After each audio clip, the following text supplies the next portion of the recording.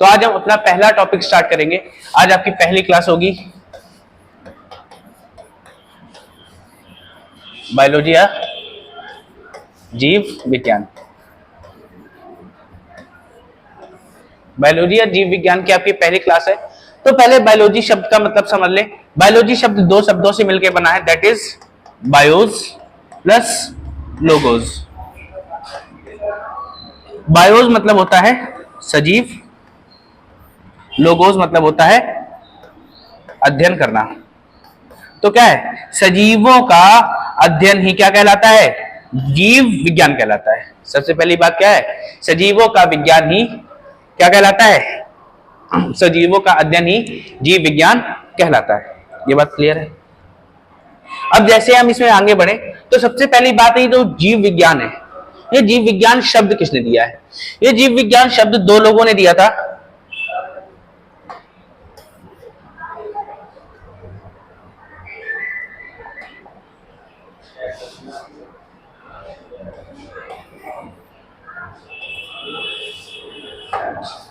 ये जीव विज्ञान जो शब्द है,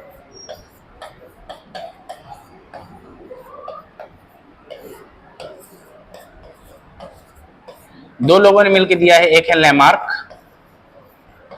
दूसरा है ट्रेविरेनस।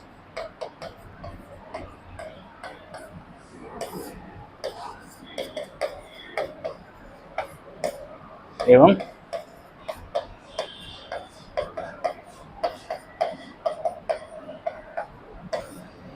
लैमार्क तथा ट्रेविरेनस ने, ये दो लोगों ने मिलकर शब्द दिया। कौन सा, जीव विज्ञान। ये बात है कब, 1802 की। क्लियर। तो इस प्रकार से हमारे जीव विज्ञान में ये शब्द की बात है। और बात करते हैं जीव विज्ञान के जनक। तो जीव विज्ञान के जनक कौन है? तो जीव विज्ञान के जनक की बात करें तो जीव विज्ञान के जनक या फादर वो है एरिस्टोटल या अरस्तु। जीव विज्ञान के जनक कौन है? अरस्तु है। इनको क्या कहा गया है, अरस्तु जीव विज्ञान के जनक हैं।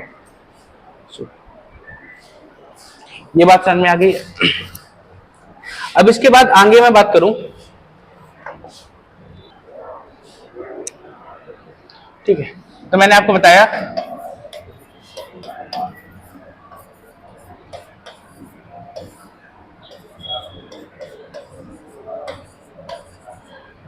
जीव विज्ञान के जनक, जीव विज्ञान के जनक हैं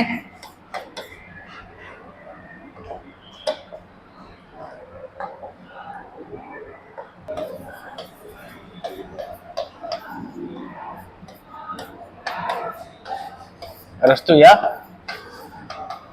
एरिस्टोटल। क्लियर।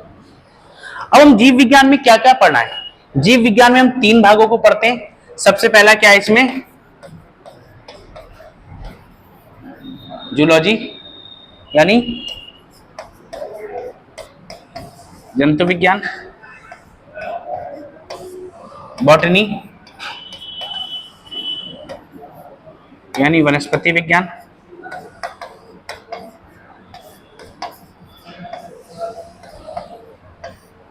और तीसरा है माइक्रोबायोलॉजी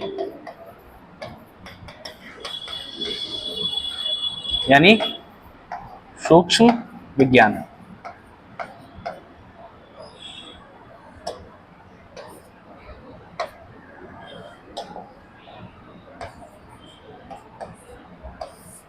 तीसरा क्या है, सूक्ष्म विज्ञान। तो जंतु विज्ञान की बात करूं तो जंतु विज्ञान के जनक भी अरस्तु यानी एरिस्टोटल ही हैं। जंतु विज्ञान के जनक भी कौन है, एरिस्टोटल या अरस्तु ही हैं। ऐसा क्यों किया गया? क्योंकि इन्होंने क्या किया, इन्होंने अपनी एक पुस्तक लिखी जिसका नाम था हिस्टोरिया एनिमेलिया। Historia animalia. ऐसा इस पुस्तक में क्या है, इन्होंने क्या किया, 500 जंतुओं के बारे में इस पुस्तक में लिखा। He wrote about 500 animals in this book and the name of the book was Historia Animalia. इन्हीं को फादर ऑफ बायोलॉजी भी कहा जाता है। फादर ऑफ जूलॉजी भी कौन है? एरिस्टोटल या अरस्तु। फिर इसकी बात करें वनस्पति विज्ञान, तो वनस्पति विज्ञान के जनक या फादर यह है थियोफ्रेस्टस।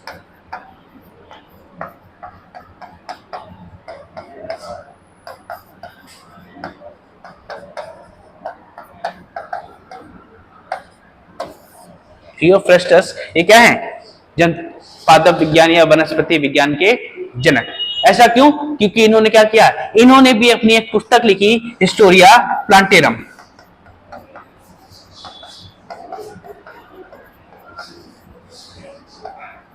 इन्होंने पुस्तक का नाम क्या लिखा? Historia plantarum. जो क्या थे? जिनमें इन्होंने 500 पौधों के बारे में लिखा। उनकी एनाटॉमी क्या है, उनकी मॉर्फोलॉजी क्या है, मतलब उनके अंदर के लक्षण क्या है और उनके बाहर के लक्षण क्या है, उन्होंने इस पुस्तक में लिखा। इस पुस्तक का नाम था हिस्टोरिया प्लांटेरम। और ये जो थियोफ्रेस्टस थे ये अरस्तु के ही शिष्य थे। क्लियर? अब अगली बात करें सूक्ष्म विज्ञान। सूक्ष्म विज्ञान में हम किसकी बात करते हैं? इसमें हम जीवाणु, विषाणु, ये सब की जानकारी हम सूक्ष्म विज्ञान करते हैं। बैक्टीरिया, वायरस, प्रोटोजोआ, ये सब हमें कहां पढ़ना है? माइक्रोबायोलॉजी में पढ़ना है। और इसके जो जनक है वो है एवी लीवेनहॉक।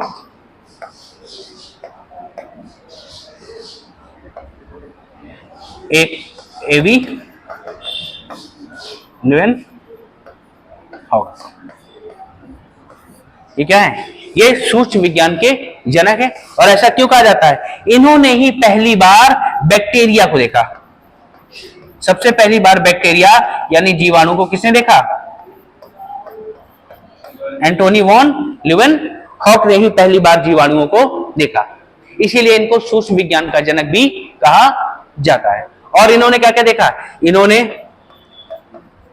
आरबीसी सेल्स की भी खोज इन्होंने की और ह्यूमन में स्पर्म यानी शुक्राणुओं की खोज भी इन्होंने ही की है।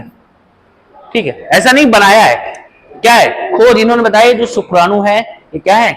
सजीव हैं, ये गेमीट सेल है या प्रजनन कोशिकाएं हैं। इनकी जानकारी भी किसने दी है? एंटोनी वॉन लीवेनहॉक ने।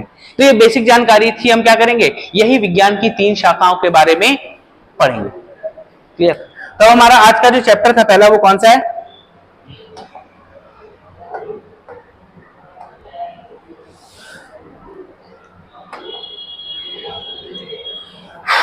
आज जो हमारा चैप्टर है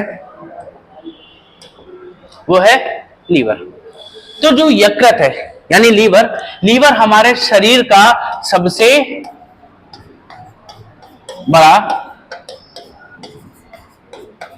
आंतरिक अंग है।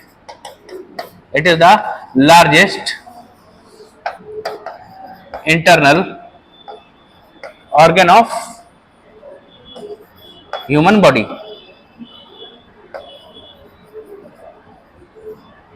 ठीक है, it is the largest internal organ of human body. ये बात याद रहेगी। और देखिए इसमें हमें करना क्या है? आप क्या करते हैं? आपकी क्या, आपने भोजन ग्रहण किया,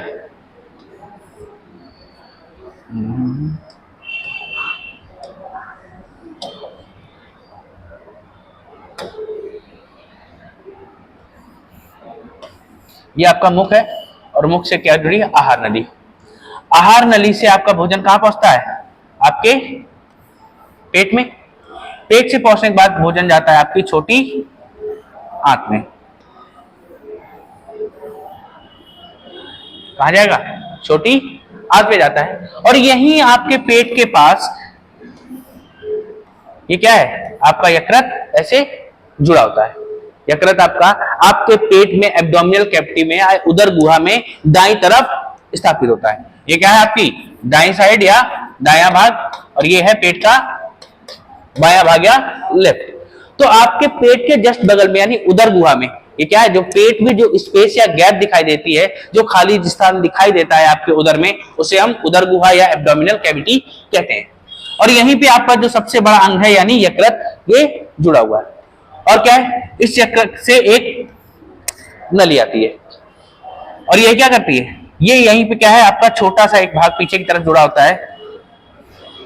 जिसे बोलते हैं हम अग्नाशय यानी पेनक्रियाज। अग्नाशय या पेनक्रियाज। जो पेनक्रियाज क्या है, ये भी क्या है, एक आपका अंग है। इसके बारे में भी आगे पढ़ेंगे। अब देखिए जो अग्नाशय है और जो यकृत है, ये दोनों क्या करते हैं, रसों का या हार्मोन का श्रावण करते हैं। और ऐसे अंग जो रस या हार्मोन का श्रावण करते हो उन्हें हम ग्रंथि या ग्लैंड कहते हैं। उन्हें हम क्या कहेंगे, ग्रंथि या ग्लैंड। ठीक है, बेसिकली है क्या इसमें, जो भी अंग रस या जूस या एंजाइम का श्रावण करते हो या एक्सक्रीशन करते हो उन्हें हम कहते हैं एक्सोक्राइन ग्लैंड।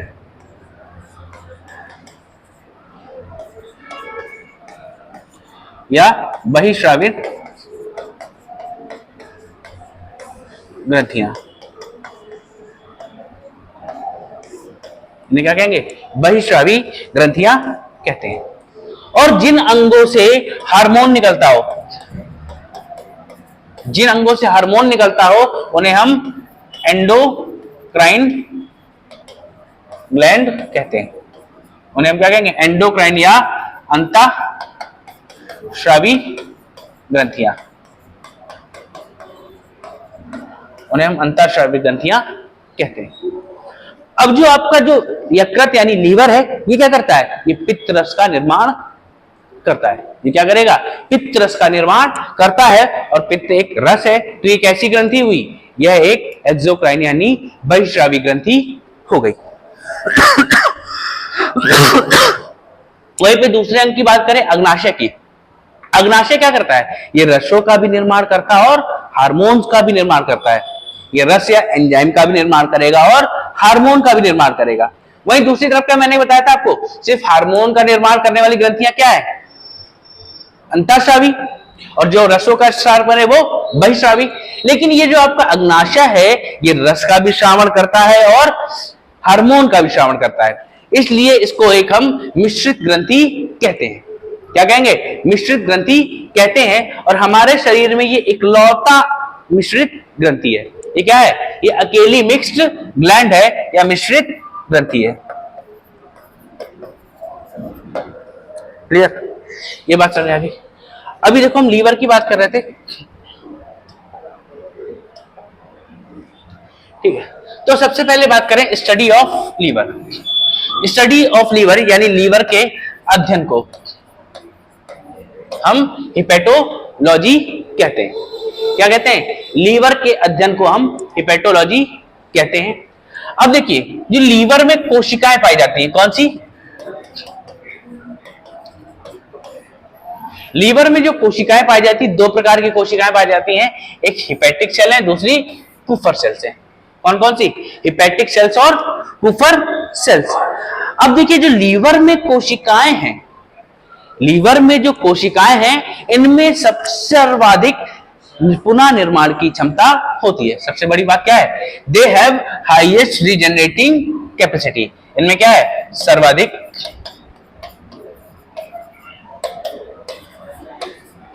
पुनः निर्माण की क्षमता होती है। They have highest regenerating capacity. अगर हम इसका क्या करें, अपने यकृत का 2/3 भाग, कितना, 2/3 भाग किसी को दान कर दें,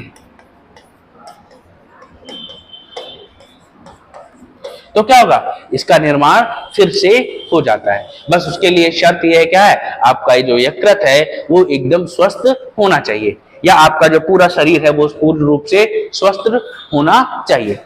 दूसरी बात मैंने क्या बताई थी, it is the largest internal organ of human body.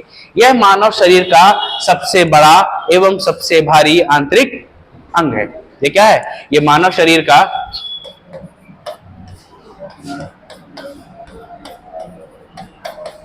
सबसे बड़ा तथा भारी आंतरिक अंग है। It is the largest and heaviest internal organ of human body. और मैंने आपको क्या बताया, it is largest exocrine gland, यह सबसे बड़ी बहिस्रावी ग्रंथि भी है। भाई मैंने बताया आपको, जब भी कोई अंग कोई रस स्रावित कर रहा हो, जब भी कोई अंग रस स्रावित कर रहा हो तो वो क्या है, वो एक बहिस्रावी या एक्सोक्राइन ग्लैंड है। वो क्या है, बहिस्रावी या एक्सोक्राइन ग्लैंड है। लेकिन ये लीवर क्या है, सबसे बड़ा अंग है, इसलिए क्या है, यह सबसे बड़ी बहिस्रावी ग्रंथि है।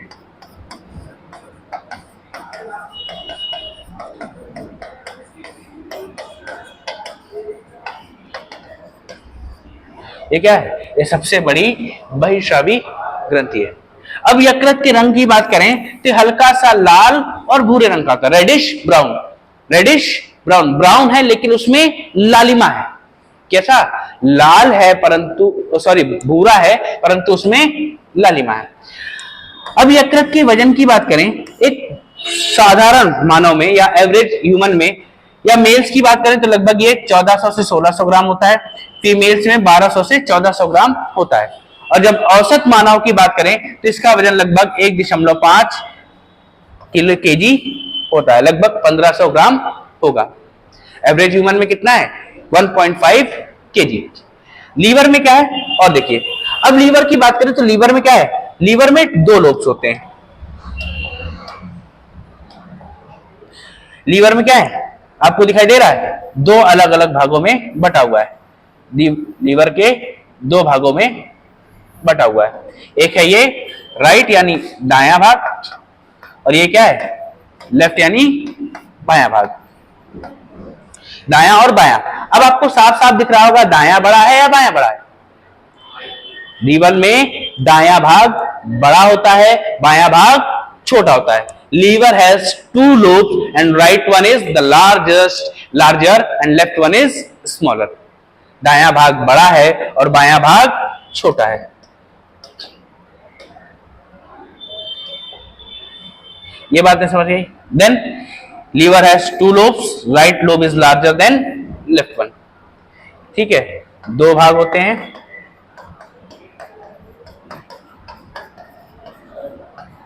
दायां भाग बड़ा होता है। क्या है, लीवर में 2 भाग होते हैं और इसमें क्या है, दायां भाग बड़ा होता है। ये बात समझ गया।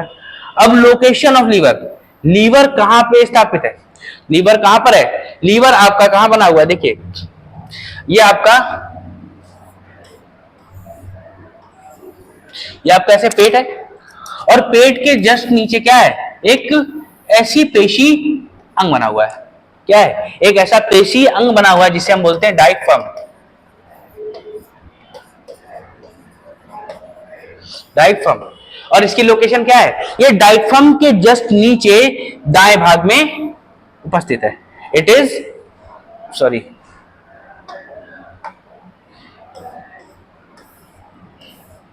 ये डायफ्राम के जस्ट नीचे उपस्थित होता है। It is below diaphragm. तो कहां है, at the right of abdominal cavity.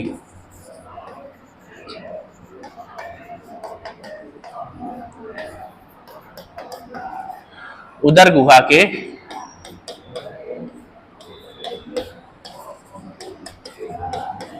दाएं भाग में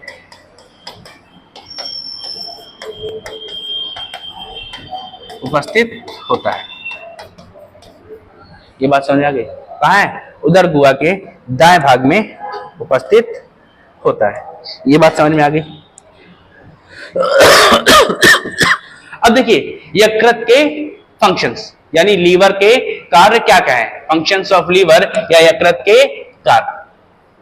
तो मैंने आपको बताया था ये क्या है, यह एक बहिस्रावी ग्रंथि है जो कि रस का श्रवण करती है। ये क्या है, एक बहिस्रावी ग्रंथि है जो मैं आपको बता चुका हूं। देन अब लीवर का जो सबसे प्रमुख कार्य है वो है बाइल जूस यानी पित्त रस का निर्माण करना। सबसे प्रमुख कार्य क्या है, इसका प्रमुख कार्य है पित्त रस का निर्माण करना। It's main function is to produce bile juice. Clear. अब ये जो बाइल जूस का कलर है ये बहुत ज्यादा पूछा जाने वाला क्वेश्चन है। The colour of bile juice या पित्त रस का रंग कैसा है? ये जो पित्त रस है इसका रंग हरा होता है। पित्त रस का रंग कैसा है? हरा होता है। इसका कारण भी अभी मैं बताता हूं। उससे पहले क्या है, बाइल का pH, potential of hydrogen. Bile juice का पीएच मान कितना होता है? 7 से 8 के मध्य होता है, बिटवीन 7 to 8। और जैसे ही कोई भी चीज पीएच स्केल में 7 से ऊपर जाती है, पीएच मानक में अगर कोई भी चीज 7 से ऊपर की रीडिंग दिखाती है तो वो कैसी होती है? अम्लीय या क्षारीय? वह क्षारीय यानी बेसिक नेचर में होती है। तथा और क्या है? It is alkaline in nature. Alkaline क्या होता है? कोई भी चीज जो पानी में घुलनशील हो। It is soluble in water. इसी को क्या बोलते हैं हम? Alkaline in nature. तो ये क्या है? ये पानी में घुलनशील है। It is soluble in water. अभी देखो, मैंने आपको बताया था ना कि लीवर किस रंग का होता है? पित्तरस। पित्तरस हरे रंग का होता है। तो इसके कारण क्या है? जब भी कहीं आपको जीव विज्ञान में कोई रंग दिखाई देगा, जब भी कोई रंग दिखाई देगा तो वहां पे जो जिम्मेदारी होती है वो किसी ना किसी पिगमेंट यानी वर्णक की होती है। क्या है? क्या? किसी ना किसी वर्णक का हाथ होगा जिससे क्या होगा? वो रंग आ रहा होगा। अब यहां पे जो रंग आ रहा है वो किसकी वजह से आ रहा है? हमारा जो यकृत है 2 प्रकार के वर्णक स्रावित करता है। एक है बिलीवर्डिन, दूसरा है बिलीरुबिन। एक है बिलीवर्डिन, दूसरा है बिलीरुबिन। बिलीवर्डिन क्या करता है? बिलीवर्डिन आपके पित्त रस को हरा रंग देता है। बिलीवर्डिन क्या करेगा? पित्त रस को हरा रंग देता है।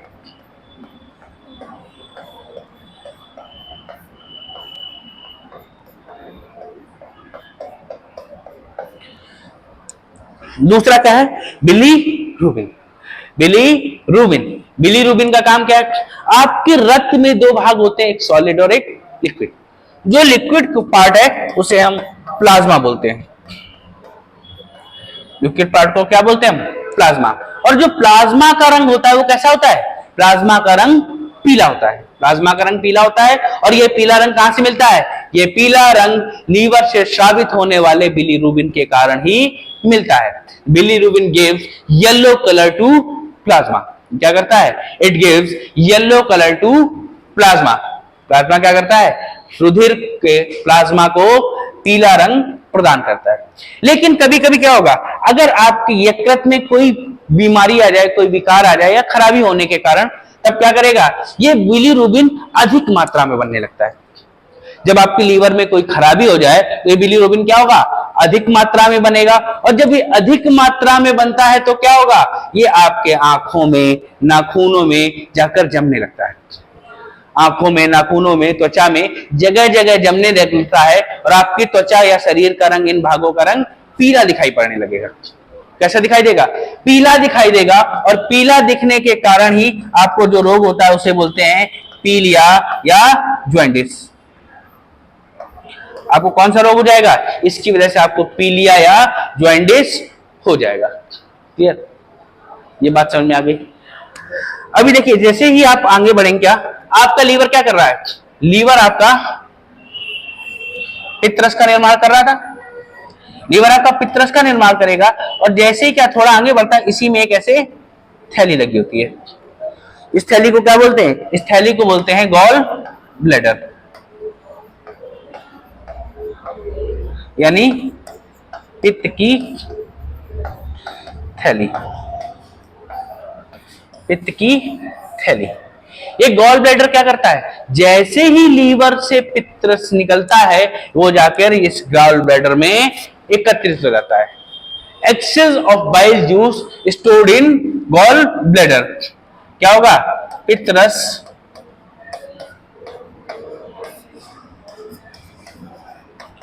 एकत्रित होता है। कहां पर होता है? गॉल ब्लैडर यानी पित्त की थैली में। ये बात समझ में गई? लेकिन कभी कभी क्या हो जाएगा? अब क्या है, ये बात मैंने आपको बता दी थी। फिर क्या है, कभी कभी इस लीवर, ये जो गॉल ब्लैडर है, इसमें स्टोन्स भी होते हैं ना, पथरी आपने सुनी होगी, पथरी हो जाती है। तो इस पथरी का कारण क्या है, उससे पहले थोड़ा सा और जान लेते हैं। क्या देखो, और क्या करता है लीवर? लीवर आपका दो आयंस भी बनाता है, दो आयन भी बनाता है। वो कौन कौन से हैं? सोडियम बाइकार्बोनेट और सोडियम ग्लाइकोलेट। ये सोडियम बाइकार्बोनेट NaHCO3, NaHCO3 क्या है? Sodium bicarbonate. ये बाइकार्बोनेट और सोडियम ग्लाइकोलेट ये क्या करते हैं? अब आपने जब भोजन खाया था, तो भोजन जब खाया तो आपके उदर में पहुंचा, यानी पेट में पहुंचा, और पेट में क्या है? HCl। पेट में HCl की मात्रा बहुत पर्याप्त होती है। अब क्या होगा, जब भोजन पेट से बाहर आएगा तो क्या उसमें ऐसा हो कि HCl ना हो? उसमें कुछ ना कुछ HCl मिक्स हो जाता है, कुछ ना कुछ एसिडिक या अम्लता बढ़ जाती है। अब वो क्या है, जैसे ही वो भोजन इंटेस्टाइन में पहुंचेगा तो नुकसान पहुंचा सकता है।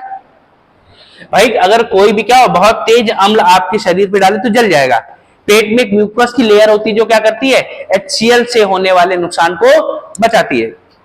लेकिन इंटेस्टाइन यानी छोटी आंत में पहुंचते ही क्या होगा, वहां पे तो है नहीं म्यूकस की लेयर, तो HCl जो हाइड्रोक्लोरिक अम्ल है वो बहुत ज्यादा नुकसान पहुंचा सकता है। लेकिन ये जो बाइकार्बोनेट्स और ग्लाइकोलेट है, बेसिकली जो बाइकार्बोनेट्स हैं ये क्या करते हैं? ये इस एसिड को या इस अम्ल को न्यूट्रल या उदासीन कर देंगे, जिसकी वजह से किसी भी एसिड का आपके शरीर पर प्रभाव नहीं पड़ेगा। इसीलिए कहा जाता है ये जो आयंस हैं ये आपके पाचन में सहायक होते हैं। क्लियर? ठीक है, आपके पाचन में सहायक होते हैं। और क्या, अभी आपके शरीर से मैंने बताया था आपके यकृत में पित्तरस का निर्माण हुआ। पित्तरस का निर्माण तो हुआ, लेकिन पित्तरस का कार्य क्या है? पित्तरस का कार्य क्या है? तो कार्य की बात करें तो क्या है, यहां पे वसा की बड़ी बड़ी बूंदें आपने खाई होंगी। आपने क्या खाना खाया, खाने में प्रोटीन खाए, शर्करा खाया यानी कार्बोहाइड्रेट्स, और फैट्स या वसा खाए, ये सारी चीजें खाई। तो आपका कार्बोहाइड्रेट यानी शर्करा का पाचन मुख में ही शुरू हो गया था, प्रोटीन आपके पेट में पचे थे, परंतु वसा का पाचन अभी तक नहीं हुआ था। तो वसा का पाचन शुरुआत ही छोटी आंत में होता है। वसा का पाचन शुरुआत हुई छोटी आंत में होता है। और सबसे पहले क्या होगा, जो आपने वसा खाया था वो बहुत छोटा नहीं होता है, वो हमारे शरीर के हिसाब से बहुत बड़ी बड़ी बूंदें हैं या बहुत बड़े बड़े मॉलिक्यूल्स या अणु हैं, जिनको क्या करना पड़ेगा, छोटे में तोड़ना पड़ेगा। तो हम क्या करेंगे, लार्ज ड्रॉप ऑफ फैट्स, वसा की बड़ी बूंदों को हम क्या करते हैं, बाइल जूस की मदद से छोटी छोटी बूंदों में तोड़ लेते हैं।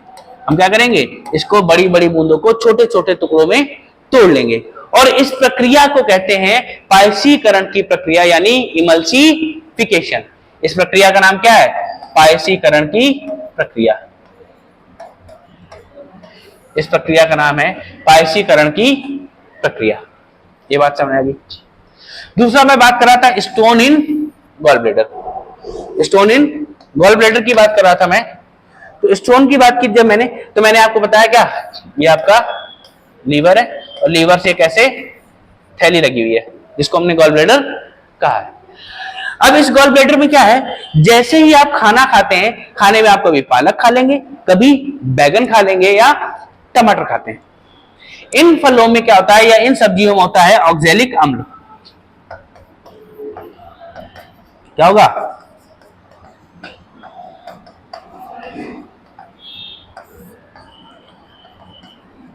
इनमें होता है ऑक्जेलिक अम्ल।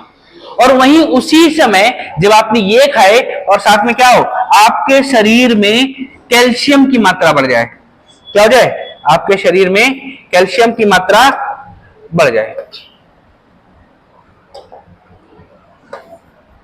आपके शरीर में क्या हो, कैल्शियम की मात्रा बढ़ जाए, तो क्या करेंगे, ये दोनों आपस में ऑक्जेलिक एसिड और कैल्शियम क्या करेंगे, दोनों आपस में क्रिया करते हैं, और क्रिया करने के बाद बनाते हैं कैल्शियम ऑक्सलेट।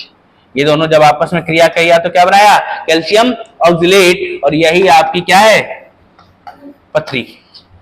यही आपकी पथरी है। जब क्या होगा, और पथरी हो जाए तो डॉक्टर क्या करते हैं, आपको ऑपरेशन करने की सलाह देंगे, और उससे क्या करेंगे, इसको काट के पित्त की थैली को निकालकर फेंक देते हैं।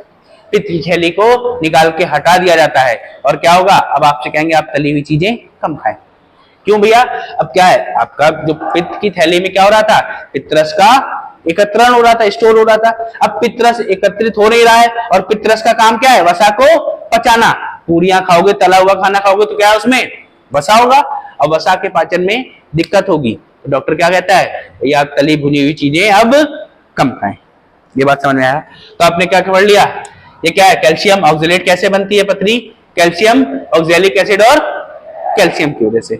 आपके क्या हो, आपने क्या किया? पालक खाया, टमाटर खाया और बैगन खाया, और साथ में क्या हुआ? उसी समय आपके रक्त में भी कैल्शियम की मात्रा बढ़ जाए तो क्या बनेगा?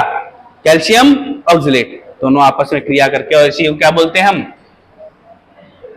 कैल्शियम ऑक्सलेट या पथरी। अब अगली बात की बात करें। अगली बात क्या है?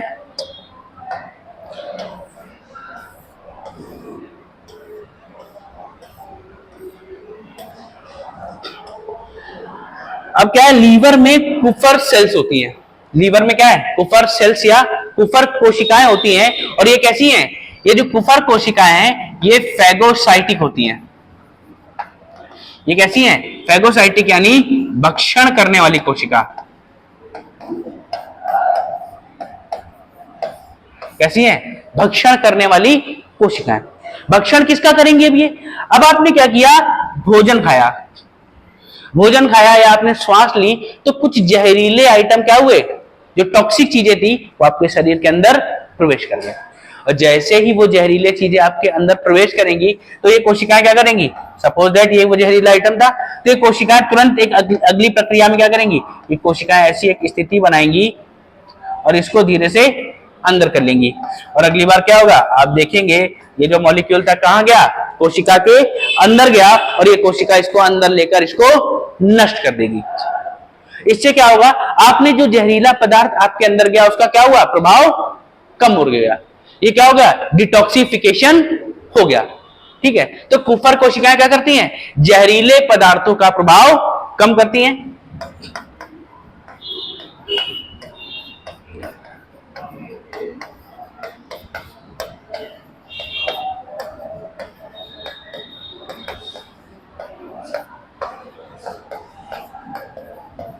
ठीक है, क्या करेंगी?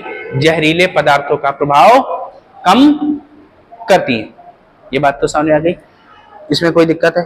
इसीलिए एक आपसे क्वेश्चन पूछा जाता है, लीवर किस प्रक्रिया पर काम करता है? तो liver works on detoxification. Detoxification क्या है? जहरीले पदार्थों का प्रभाव कम करना ही क्या कहलाता है? डिटॉक्सिफिकेशन कहलाता है। और क्या करता है लीवर? लीवर एल्ब्यूमिन प्रोटीन का भी निर्माण करता है। लीवर क्या करता है? एल्ब्यूमिन प्रोटीन का भी निर्माण करता है। अगर आपको बाहर से एल्ब्यूमिन प्रोटीन लेना हो तब आप क्या करते हैं? तब आप अंडे खाते हैं। एल्ब्यूमिन प्रोटीन का बाहरी स्रोत क्या है? एग, यानी अंडे खाएंगे तो आपको एल्ब्यूमिन प्रोटीन मिलता है। और क्या है? लीवर एक बहुत जरूरी काम करता है। ये एक प्रोटीन का निर्माण करता है जिसका नाम है हिपेरिन। एक प्रोटीन का निर्माण करता है जिसका नाम क्या है? हिपेरिन। अब विटामिन क्या करता है आपके शरीर में? विटामिन के आपके शरीर में जब चोट लगती है तो खून लगातार बहेगा तो क्या होगा? आपका पूरा खून बह जाएगा और आपकी मृत्यु भी हो सकती है। लेकिन विटामिन के की वजह से चोट लगने के बाद थोड़ी देर बाद उस चोट पे क्या हो जाता है? खून का वो थक्का जम जाता है, वो खून जम जाता है। लेकिन ऐसा नहीं हो सकता कि उस विटामिन के की वजह से आपके शरीर के अंदर ही जमने लगे। हो सकता है, लेकिन क्या है? ये खून हमारे शरीर के अंदर क्यों नहीं जमता है? बिकॉज हमारे शरीर में क्या है? एक प्रोटीन है जिसका नाम है हिपेरिन। ये हिपेरिन प्रोटीन क्या है? ये आपके शरीर के अंदर रक्त का थक्का नहीं जमने देगा। It does not allow the blood to clot inside your body. ये आपके शरीर के अंदर रक्त का थक्का नहीं जमने देता है। और ये काम किसका है? ये काम है हिपेरिन प्रोटीन का, जिसका निर्माण कौन कर रहा है? लीवर। अगली बात करें, liver also called as store house of human body. ये मानव शरीर का संग्रहालय भी कहा जाता है।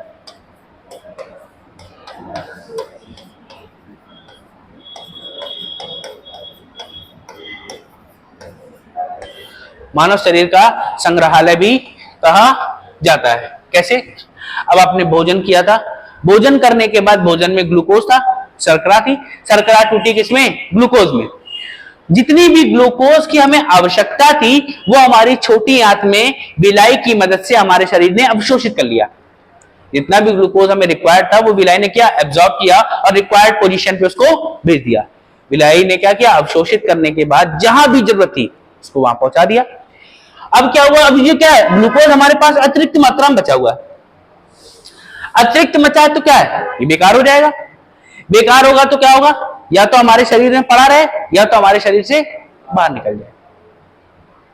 पड़ा रहने के लिए कंडीशन क्या है, जब भी हमारे शरीर के अंदर अगर इसको रहना है तो क्या होगा, हमारे शरीर में क्या है, अग्नाशय मैंने आपको बताया था, अग्नाशय यानी पेनक्रियाज।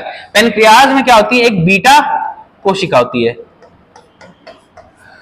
अग्नाशय की बीटा कोशिका से निकलता है इंसुलिन। अग्नाशय की बीटा कोशिका से निकलता है इंसुलिन। ये क्या करता है, ये इस ग्लूकोज को ग्लाइकोजन में बदल देता है और यही ग्लाइकोजन आपके यकृत में क्या करता है, संचयित भोजन के रूप में एकत्रित हो जाता है, stored as food in liver. ठीक है, संचयित भोजन के रूप में ये एकत्रित हो जाता है, कहां पर, लीवर में। ठीक है, दूसरी बात क्या है, और क्या, अभी देखो इंसुलिन, अगर हमारे शरीर में इंसुलिन की मात्रा कम हो जाए, इंसुलिन कम बनेगा तो ग्लूकोज हमारे शरीर में ज्यादा हो जाएगा और इस ऐसी कंडीशन को बोलते हैं हाइपर ग्लाइसेमिया। ऐसी कंडीशन क्या बोलते हैं, हाइपर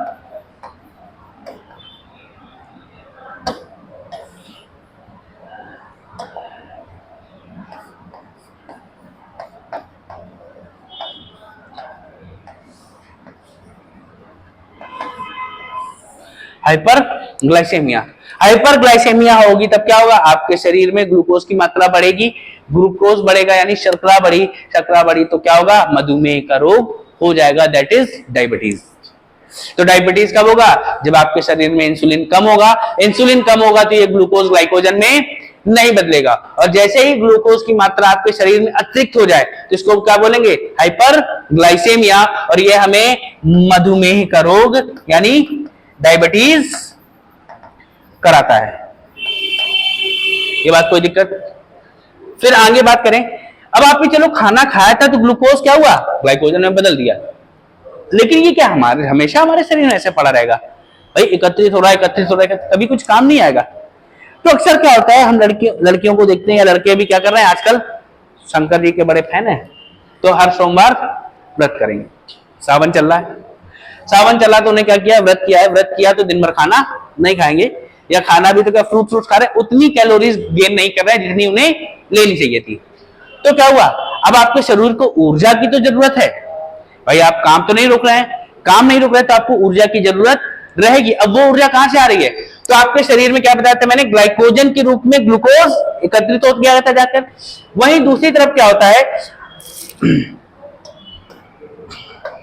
दूसरी तरफ आपकी जो अग्नाशय था वहां पे होती है अल्फा कोशिका। एक आपको बीटा कोशिका बताई थी, दूसरी है अल्फा कोशिका। अल्फा कोशिका से निकलता है ग्लूकागॉन। अल्फा कोशिका से क्या निकलता है, ग्लूकागॉन। जब आपके शरीर को ऊर्जा की जरूरत हो और आप बाहर से कोई चीज खा नहीं रहे तब क्या होगा, आपके यकृत यानी लीवर में क्या एकत्रित था, ग्लाइकोजन। आपके लीवर में ग्लाइकोजन एकत्रित था, तुरंत ये ग्लूकागॉन जाएगा और ग्लाइकोजन से कहेगा इधर आओ, और इस ग्लाइकोजन को बुला के इसको बदल देगा किसमें, ग्लूकोज में, और तुरंत हम इस ग्लूकोज को ऊर्जा के रूप में इस्तेमाल कर लेंगे और हमारे शरीर को क्या मिल जाएगी, ढेर सारी ऊर्जा मिल जाएगी। ये बात क्लियर है। तो हम आज तक के लिए इतना ही रखते हैं, बाकी नेक्स्ट क्लास में इसको कंप्लीट करेंगे। यहां तक किसी को डाउट हो तो वो पूछ लेगा। क्लियर है। अगर आप जल्दी से जल्दी ज्वाइन कर सकते हैं हमारी क्लासेस। हम अगस्त के महीने में जितने लोग एडमिशन लेंगे उनकी फीस मात्र 2000 रुपए ही रहेगी। क्लियर है।